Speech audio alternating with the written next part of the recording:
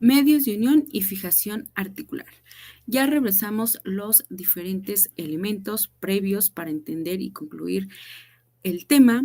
Revisamos sistema esquelético, sistema muscular, las articulaciones, el sistema de palancas y para concluir tenemos los medios de unión y fijación articular, que es lo que le confiere esa unión, esa protección a las articulaciones. Para esto, ustedes ya deben de saber, entender y describir qué es un músculo, qué es un tendón y qué es un ligamento, cuáles son sus características y qué se diferencian de estos. Iniciamos con los tendones y estas son estructuras de haces paralelos de fibras de colágeno tipo 1. Hay diferentes tipos de colágeno dispuestos en una matriz que van a unir el músculo al hueso. Estos se encargan de transmitir las fuerzas generadas por este músculo al hueso y puedan generarse los movimientos, ya sea que el músculo esté en contracción o en relajación. Los tendones se encargan de mantener el equilibrio, ya sea estático o dinámico, es decir, en reposo o en movimiento, en los diferentes requerimientos de trabajo o acciones que realizamos.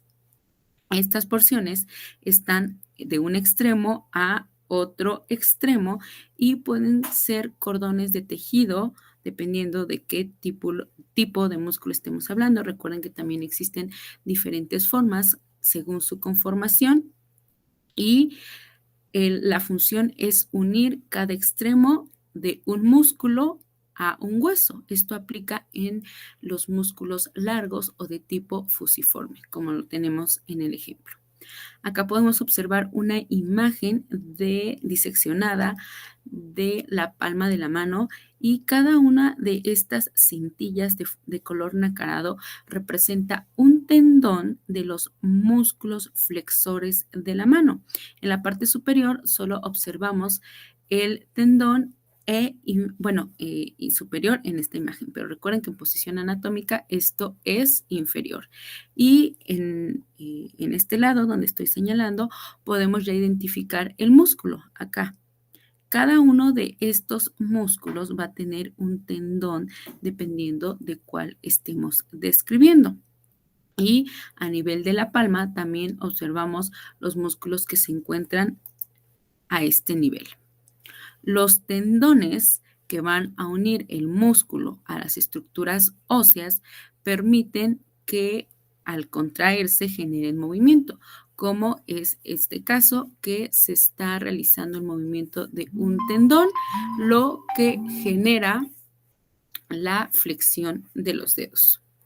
En esta imagen observamos otro tendón de mucho mayor tamaño, este en color blanquecino, que es el tendón conjunto de los gemelos y del sóleo o del gastrocnemio, que recuerden que se va a insertar a el calcáneo. De aquí el famoso dicho de el talón de Aquiles. Espero que sepan la eh, mitología de el por qué se denomina tendón de Aquiles. Este es un tipo de tendón que suele lesionarse en ciertas actividades o deportes específicos o por el consumo de algún tipo de medicamento. En esta segunda imagen podemos ver cómo lo resaltan o lo toman para poder sacarlo en el caso de alguna reparación, ya que es muy común que este tendón suele lesionarse y lo que procede es hacer una reparación, dependiendo del tipo de lesión. Entonces vean y observen cómo es de diferente tamaño. No podemos observar el músculo, estos tendones suelen ser muy largos, pero sí la característica del grosor. En cuanto a los ligamentos, estos también son de tejido denso, es de tipo fibroso y son estructuras bien organizadas que se disponen siguiendo líneas de fuerza para insertarse en el hueso o en el periósteo, según sea el caso. Su función es proteger y estabilizar las articulaciones, pero también permite la movilidad de estas y se debe considerar su diferente configuración anatómica, la localización, de dónde a dónde van, dependiendo de la región, el tamaño, la forma y la orientación. Pueden ir en diferente orientación, como se observa en esta imagen, o en una sola, dependiendo qué tipo de articulación es la que esté rodeando. Estos ligamentos tienen una constitución muy similar a la de los tendones y confiere resistencia y estabilidad, de modo que delimitan una lesión de cierta articulación, siendo de tejido conjuntivo, dependiendo de qué ligamentos estemos describiendo. Pueden ser más grandes, más cortos, una dirección diferente o más anchos, como en esta imagen. Observamos ligamentos a nivel de las falanges, a nivel de los metatarsos y, por ejemplo, esta banda que es mucho más amplia y plana. Todo va a depender de qué región describamos. En este caso, estamos viendo la articulación de la rodilla. Recuerden que se forma por la extremidad inferior del fémur, articulada con la extremidad superior de la tibia, y en esta imagen no podemos observar a la rótula que forma la articulación de la rodilla.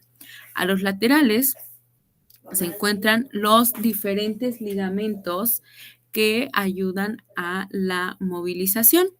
Acá de un lado, que va desde los epicóndilos hasta los extremos del hueso.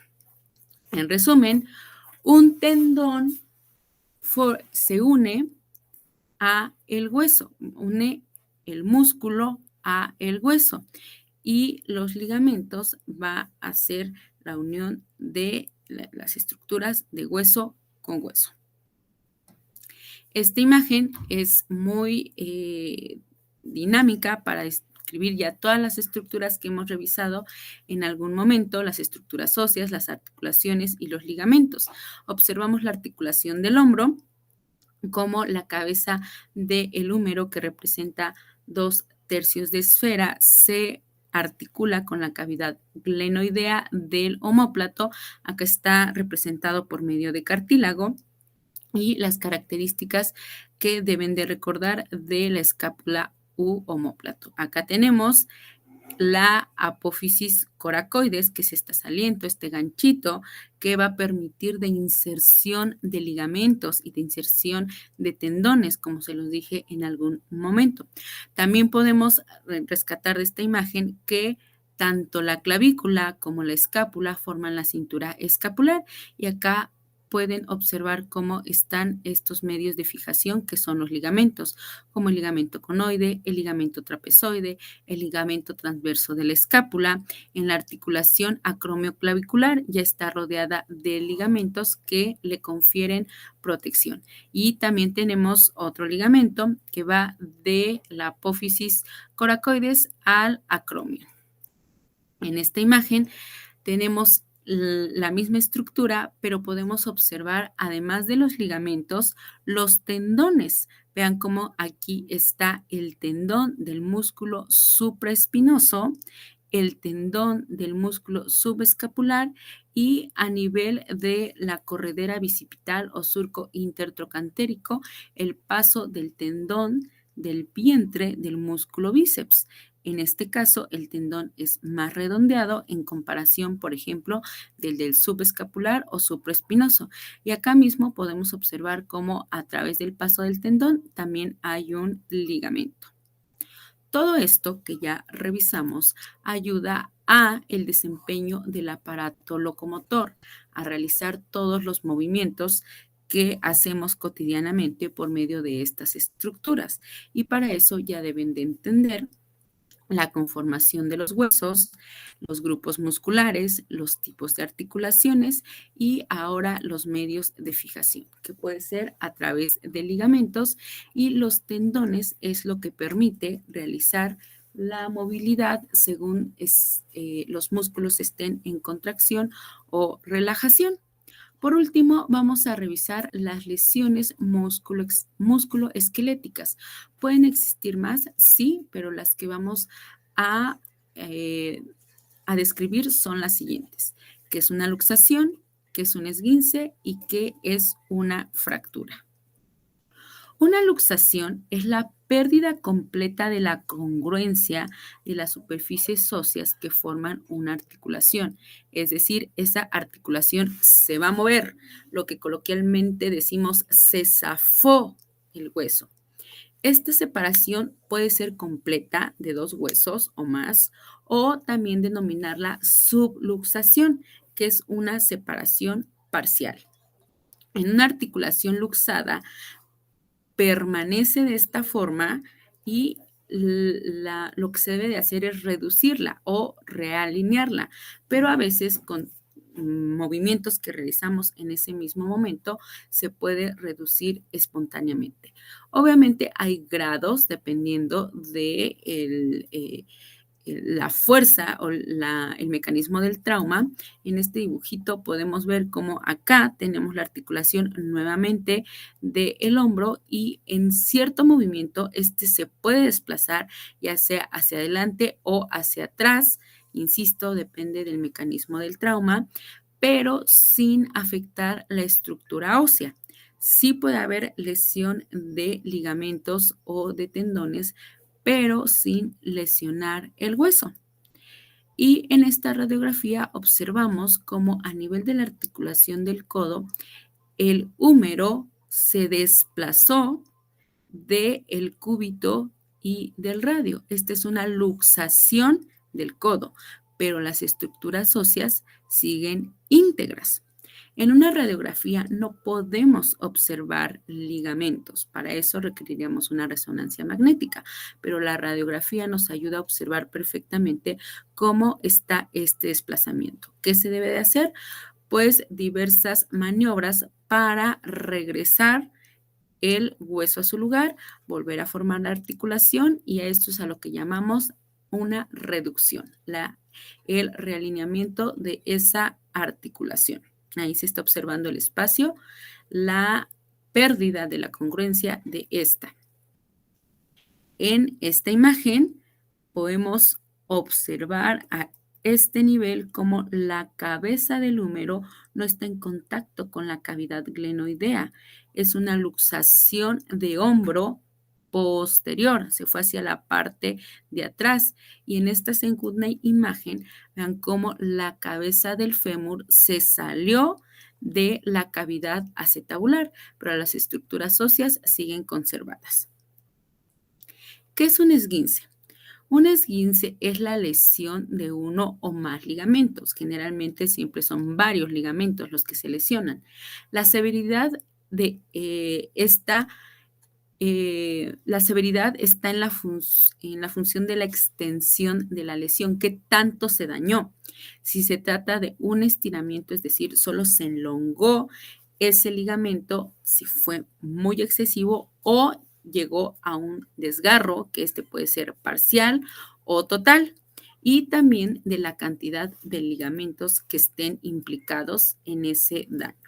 En esta imagen, el dibujo representa el desgarro total, en este caso de los ligamentos, acá puede ser parcial o la elongación, pero igualmente no afecta la estructura ósea. Y físicamente se puede manifestar con las lesiones que se observan como en esta imagen. Esto es muy común, un esguince de tobillo, es de los más comunes que podemos observar.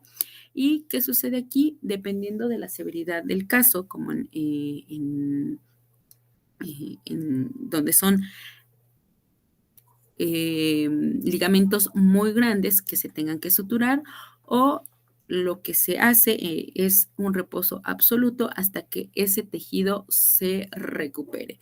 Más o menos aproximadamente de 21 días a un mes para la recuperación de los ligamentos en total reposo y después la terapia física. Les comento que el esguince del tobillo es de los más comunes, que puede ser por un mecanismo de inversión, de eversión o dependiendo de la actividad que se está realizando. Sucede mucho en los jugadores de fútbol. Si tienen uno de estos movimientos que sea con una fuerza mayor que no soporten los ligamentos y pueden estar involucrados uno o más de estos. Y por último, revisamos qué es una fractura. Se define como la interrupción de la continuidad ósea o también cartilaginosa. Su definición concreta y formal es la solución de la continuidad de la sustancia ósea, por mínima que ésta sea. Existen diferentes tipos. ¿Qué significa solución de la continuidad? En otras palabras, es el cambio de la forma normal del hueso, consecuencia de la aplicación de una fuerza superior que el hueso pueda soportar o resistir. Tanto las fracturas de alta conminución, es decir, que son varios fragmentos, como las pequeñas fisuras. Algo que denominamos fisura no existe. De hecho, este término no debería considerarse porque a veces se hace el comentario de no está fracturado, solo es una fisura. Si hay pérdida de la continuidad del hueso, es una fractura, por muy pequeña que ésta sea. Existen diferentes tipos dependiendo de cómo se presenten las fracturas y dependiendo del mecanismo del trauma, de cómo se generó cierta lesión. Acá observamos un hueso normal y las siguientes imágenes son de la representación de fracturas. Existe la transversa, es decir, solo va a delimitar un extremo y otro. Existen las abiertas o fracturas expuestas, que son demasiado aparatosas. Esas se tienen que intervenir quirúrgicamente en el momento. Las oblicuas, que se ve una diagonal en el hueso, y oblicuas desplazadas, que por la conformación de esta es más propicio a que se desplacen. Conminuta, que significa que son en varios fragmentos, o avulsión, que es el desprendimiento de una porción del hueso, en este caso de los epicóndilos. Todo depende de qué acción estaban realizando. Esto se da por una rotación masiva y teniendo la pierna estática. En espiral, es decir, que da la vuelta a todo el hueso, y la fractura en tallo verde, que se da en los niños. ¿Por qué en tallo verde? Porque como las ramitas de los árboles, las que son más tiernas, por darle algún término, las que son más recientes, al doblarlas se flexionan, no se quiebran en comparación de una rama ya antigua. Entonces, en los niños, recuerden que están en etapa de desarrollo, si hay una lesión se llama entallo verde porque es más la flexión que se realiza y la recuperación es mucho más pronta que en el caso de los adultos. Y aquí observamos los diferentes ejemplos a nivel radiográfico de estas lesiones, estos tipos de fractura. Transversa, que está a este nivel; en ala de mariposa, que es un fragmento desprendido en forma triangular; la oblicua, que estas generan más desplazamientos; impactada, que es por el peso de las fuerzas axiales de cizallamiento; espiroidea, que rodea todo el hueso; parcelar, es decir, una parte; conminuta, en varios fragmentos, el hueso se hace cachitos prácticamente; incurvada, que no hay lesión del hueso, pero pierde la forma original de este. Entonces, si hay daño al tejido óseo, es una fractura. Segmentada en varias partes; y en tallo verde, que no atraviesa totalmente el hueso, sino solo una porción, y la recuperación es más rápida. Esta es la más característica en niños. Aquí observamos radiografías de ejemplos de fractura de un hueso, que en el caso del carpo, el hueso que más se fractura es el escafoides. A este nivel podemos ver cómo está la línea representando la fractura. La flechita no lo señala. A nivel del antebrazo, fracturados tanto el radio como el cúbito e incluso desplazados, ¿ok? Vean, a nivel del cuerpo. Y otra vez, en esta misma región, en radio y cúbito, la fractura de ambos huesos. Todo depende de cómo sucedió el mecanismo que llevó a que el hueso se lesionara. Ahí tenemos y observamos específicamente a qué nivel se fracturó. Existen las conminutas, que estas son bastante aparatosas. Aquí el cirujano tiene que actuar inmediatamente porque ponen en peligro la vida. Hay situaciones en donde puede aguantar un poco más, se pone una férula, se pone alguna fijación y posterior entran a quirófano. En este caso hay destrucción casi total del hueso y estos fragmentos pueden lesionar obviamente las estructuras adyacentes. En muchos de estos casos lo que se tiene que hacer es utilizar prótesis y reconstrucción de estas estructuras. En esta imagen observamos una fractura conminuta de la rótula. Estamos viendo una radiografía de perfil. Esta es la extremidad inferior del fémur, extremidad superior de la tibia. Recuerden que se articula con los cóndilos del fémur y está fragmentada totalmente. También en estos casos lo que se hace es poner una prótesis. Y en esta última imagen podemos observar la fractura de la cavidad glenoidea del omóplato. Acá, que está señalando a qué nivel está la lesión del hueso. Y en tallo verde, que vean que prácticamente es una flexión. ¿Cómo sabemos que es en tallo verde? Si se dan cuenta acá en los huesos del carpo, ni siquiera se delimitan bien porque no están osificados. Incluso acá podemos ver todavía no está la osificación como en el caso de los adultos, está la placa epifisiaria que se encuentra en desarrollo. Y vean cómo a pesar de que ambos huesos están lesionados, tanto radio como cúbito, no hay gran desplazamiento porque los tejidos tienen mayor flexibilidad en comparación de los adultos.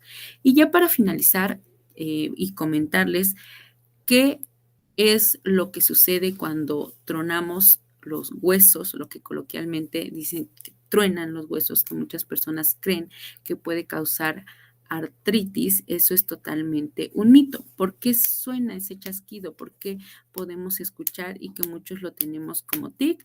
Lo podemos hacer a nivel de las extremidades superiores, de la columna o del cuello.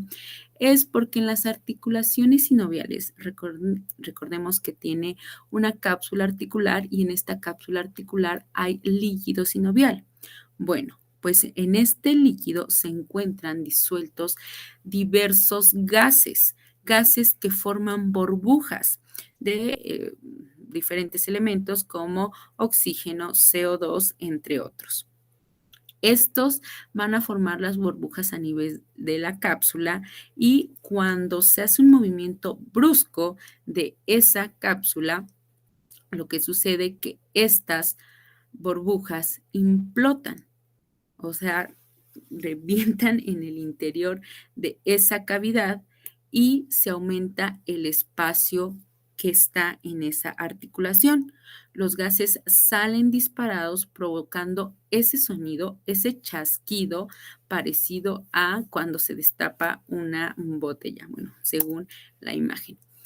Esto se llama cavitación.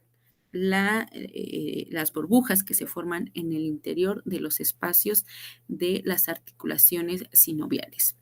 No causa artritis, no causa degeneración, no es, me preguntaban, ¿es bueno o malo? Ni bueno ni malo, solo es una acción que podemos realizar y no hay desgaste de estas, sino sucede como todo con la edad.